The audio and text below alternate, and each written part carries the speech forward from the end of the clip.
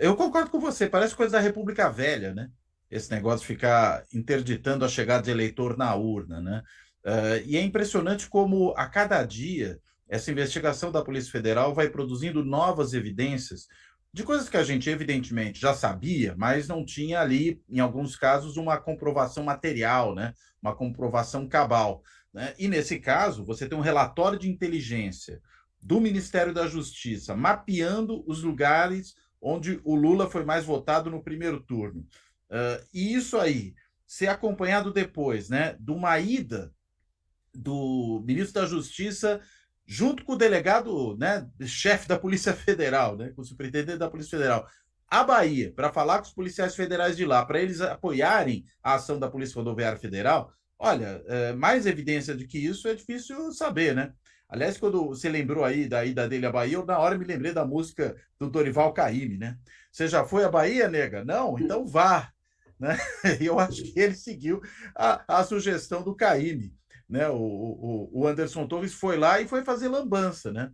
Foi fazer lambança, como aliás era uma característica desse governo, e acho que é um elemento importante, por quê? Para mostrar a responsabilidade do Bolsonaro nessa história. Porque quando o seu ministro da Justiça faz uma coisa dessa, né, e ela é seguida daquela ação da Polícia Rodoviária Federal, veja, que ocorreu a despeito de uma ordem expressa, prévia ao dia da eleição, de que a Polícia Rodoviária Federal não fizesse operações dessa natureza. Né? Isso foi determinado antes do dia da eleição. Houve uma desobediência à ordem do Supremo Tribunal Federal, nesse caso, e do Tribunal Superior Eleitoral, né? Para ser mais exato, nesse caso.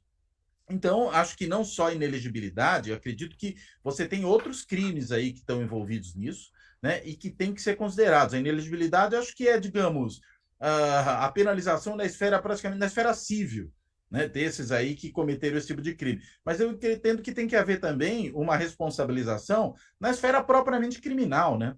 Isso que se cometeu ali é um crime contra o Estado Democrático de Direito. Era contra isso que eles estavam atentando quando tentavam impedir eleitores de chegarem às urnas.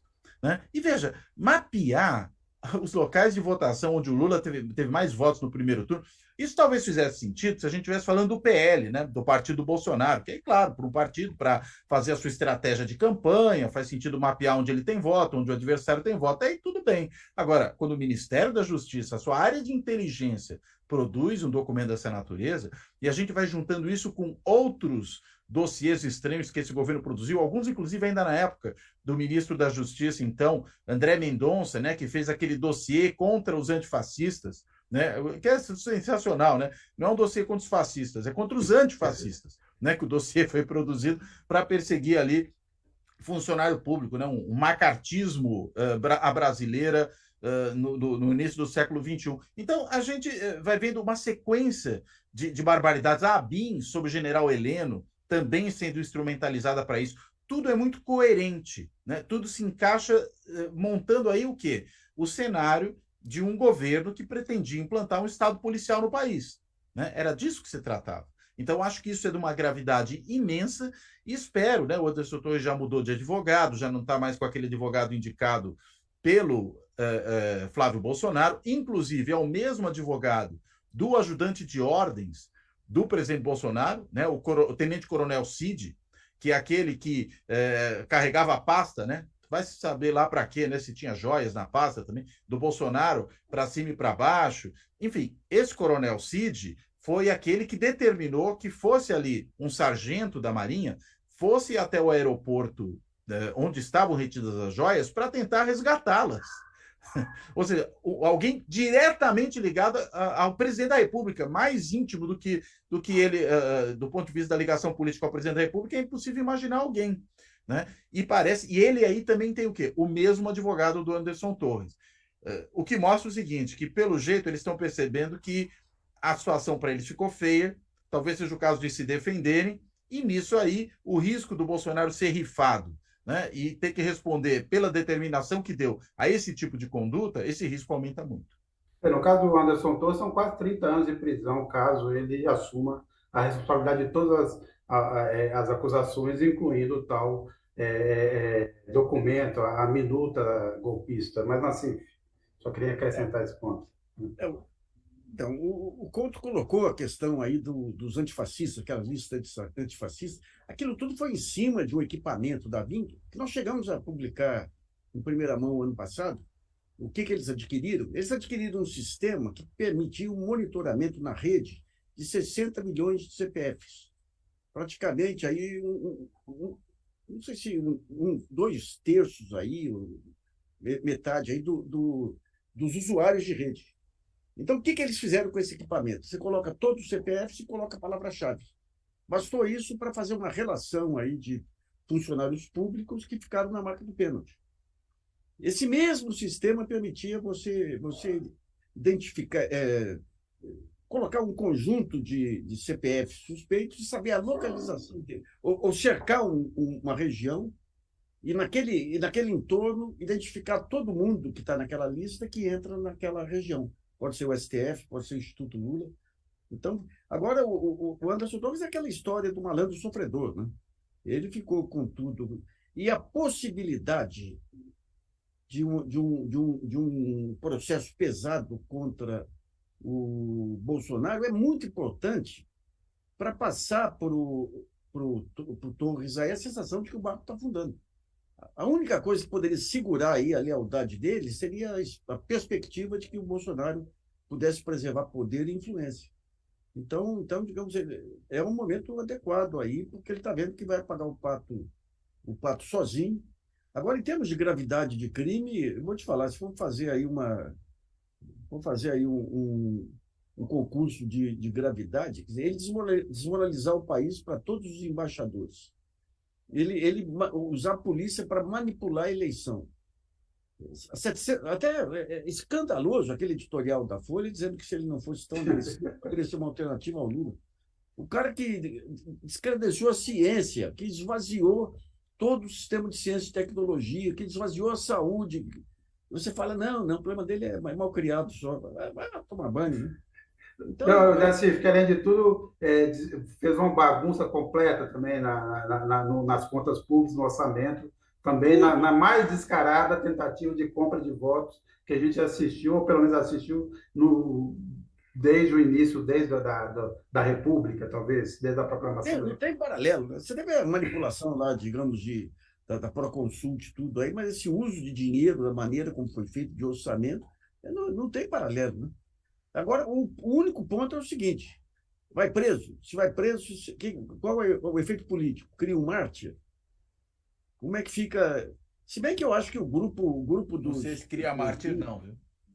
Você acha que não, né? Tomara que não mesmo. Eu acho que não. Se você pegar o grupo dos ultra-bolsonaristas, eu estava comentando outro dia, o Brasil é um país único no mundo aí, porque é o único país que você tem um líder fascista medroso.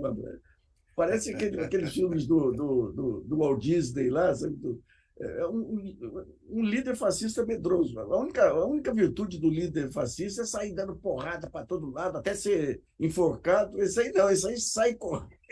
Ele faz lembrar também um desenho animado, né? Que era o Coragem, o Cão Covarde. É isso. Então, isso aí cá para nós, né?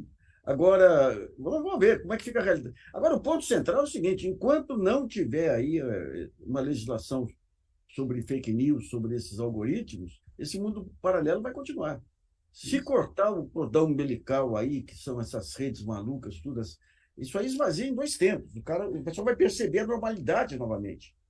Você vê, nem preso, você vê o Alexandre de Moraes outro dia deu uma declaração, pessoas presas, ou seja, entenderam que aquela maluquice lá levava à prisão, tinha consequência, que elas achavam que não tinha consequência. Podia rasgar obra de arte, fazer o que quisesse, de repente estão presas, tem consequência. E continua acreditando, rapaz. É inacreditável. Não, esse número do Datafolha, embora diga respeito a um caso específico, a pergunta era dirigida para um caso específico, na verdade, ela acaba sendo uma análise, porque ninguém também faz esse compartimento, né?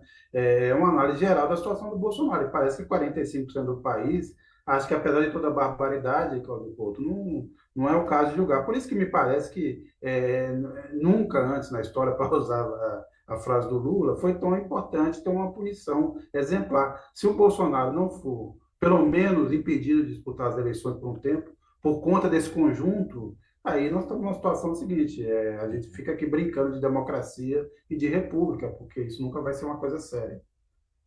Não? Exato. Não, concordo completamente, né? Afinal de contas, se a gente não fizer a justiça valer para alguém que cometeu tantos crimes, né? Pode fechar o país, né? Não precisa mais continuar aqui mantendo o país em funcionamento. Não, acho que por isso que eu não acredito que isso tornará o Bolsonaro um mártir, né? Porque há É. uma expectativa de que essa punição ocorra, embora você tenha ali metade que acha que ele não tem que se tornar inelegível, né? Eu não creio que essa metade, a maior parte dela, se mobilize para defendê-lo uma vez ele se tornando inelegível. E muito menos, né, ele sendo preso, por exemplo, pela tentativa de apropriação indébita, se não peculato, né, das joias, né, Da das joias advogada. que são joias da União, não são joias dele, nem da Michelle Bolsonaro, né? São joias da União. Ainda por cima, quando fica claro, e parece que esse vai ser o ponto que tende a ser revelado pelo Coronel Cid, né? Que foi determinado ao Cid pelo Bolsonaro ali na véspera da transição de governo que isso fosse feito. Não é à toa que o sargento da Marinha foi à alfândega. Né? Ele foi à alfândega justamente porque o Bolsonaro determinou ao seu ajudante Odes que, por sua vez, mandasse ali, né, um soldadinho para poder resolver o problema. Né? E, de novo, né, mais uma vez, envolvendo os militares. Né? Você falou aí, enfim, é uma situação que suja ainda mais a imagem dos militares. A gente vê aí coisas, inclusive, que são tão erradas quanto ridículas, né? Como essa Sim, questão de compra de salgadinhos, né? sim. Esse dinheiro gasto, né? De forma Picanha. perdulária, né? Com situações que não se justificam, mas os militares se envolveram em coisa muito mais grave do que isso. Né? Se envolveram não só nessa apropriação indébita do Bolsonaro em relação às joias, ou pelo menos na tentativa dela, mas se envolveram na carnificina da pandemia, né? Com um Sim. general da ativa pilotando o Ministério da Saúde, né? Um especialista em logística que não sabia direito distinguir hemisfério norte de hemisfério sul. Né? Era esse, que não sabia, que confundia Amapá com Amazonas. Sem Né? falar na E que produção de levou cloroquina. 700 mil mortos. Sem falar na produção desnecessária e em escala industrial de cloroquina. Não se sabe até hoje o Isso. que o Exército vai fazer com tanta cloroquina que eles produziram. E a compra de Viagra pelo dobro do preço.